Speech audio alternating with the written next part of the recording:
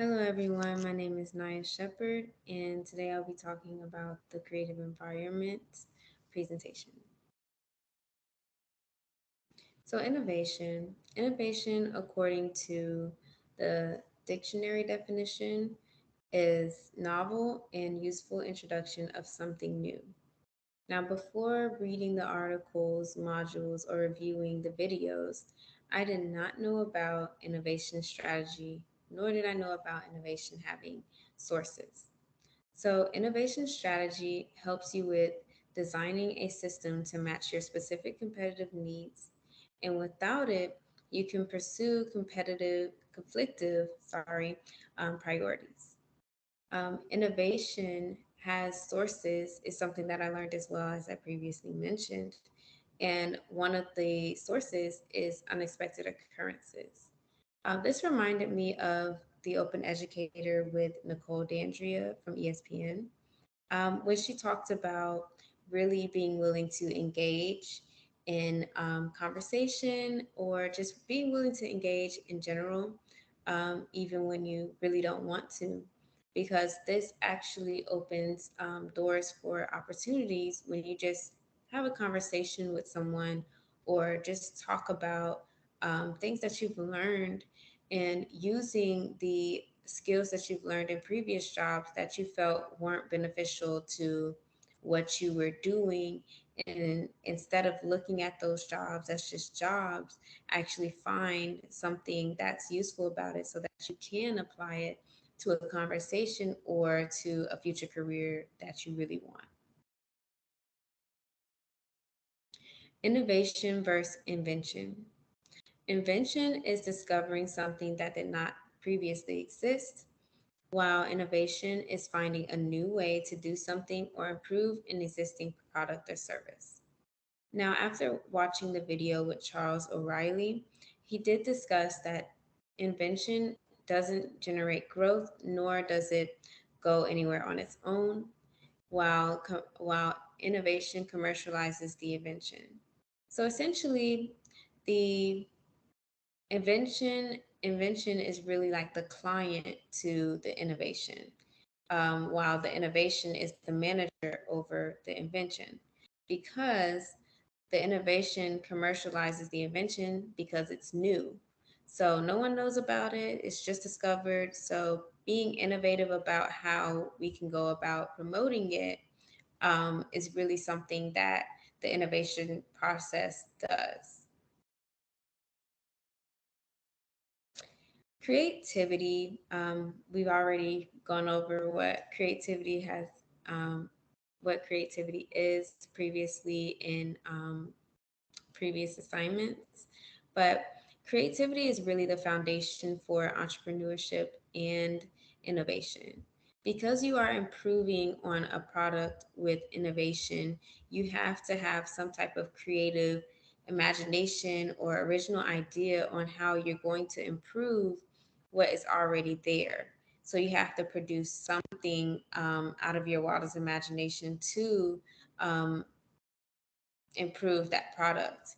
And with entrepreneurship, you are problem solving, and it takes a lot of creativity to problem solve, to make sure that you are solving the problem in a way that is not only beneficial to the customer, but also easier to those who are handling that product or dealing with that issue, like not only customers, but employees and business owners as well.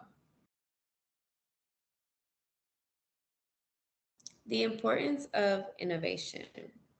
Now, innovation is important to um, organizations, companies, and society because innovation promotes growth. Now, innovation promotes growth because you do have to improve. Again, I'm going based off the definition. Innovation does improve existing products or services.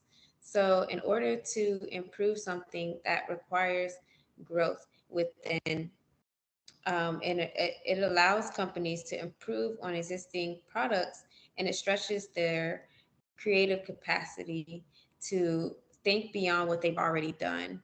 So they have to go beyond what they've already done in the past and what they have to think in the future for what they think that the customers would want and need to improve something that's already great. You have to have a lot of creativity to go beyond what you already seen. It's similar to evolution to me because in evolution, it was a lot of adapting that took place.